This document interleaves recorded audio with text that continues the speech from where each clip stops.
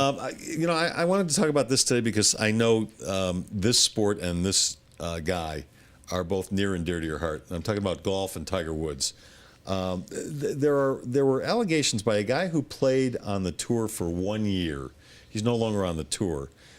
For some reason, a radio station had him on, and he basically implied that what's the guy's name? Do you know? Tiger, guy's name, what's the guy's name? Johnson? Something Johnson? He implied that Tiger Woods was suspended for a month from the tour because he failed a PED test. And since then, he's retracted. But it was out there and it did some damage. Dan Olsen was the guy's name. That was close to Johnson. Olsen Johnson. Both Swedish. Isn't that a that's like a, you go to the mall and aren't there stores that sell sound systems from? Yeah, from Olsen Johnson. Yeah. Get your Bose headsets from Olsen Johnson. So what are you asking me? So my question is, do you believe, because this rumor has been floating, these whispers have been floating for a long, long time, whispers about Tiger Woods possibly using performance-enhancing drugs. There are people that I know that believe that he did. There are people I know. There are people in the media who believe he did. There are people on the PGA Tour who believe he did. I don't believe he did. I believe that his injuries have been a result of the torque of his swing. And I watched him up close and personal in a lot of major tournaments, and he was a workout freak. So I personally don't think that he used performance-enhancing drugs.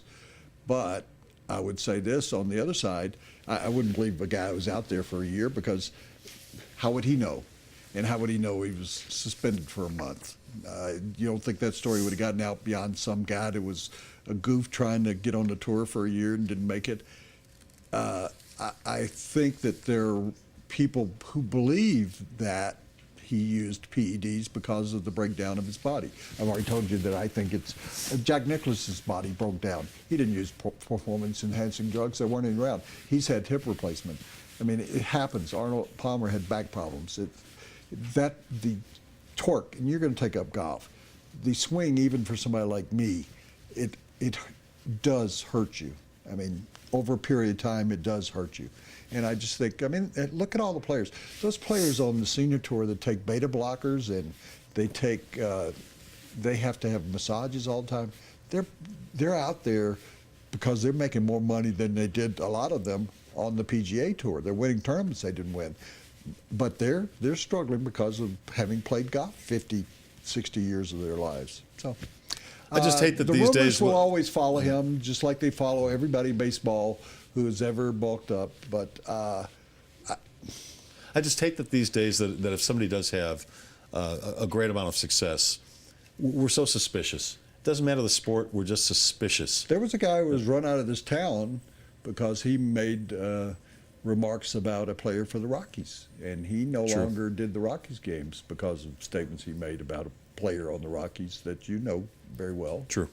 That were unfounded.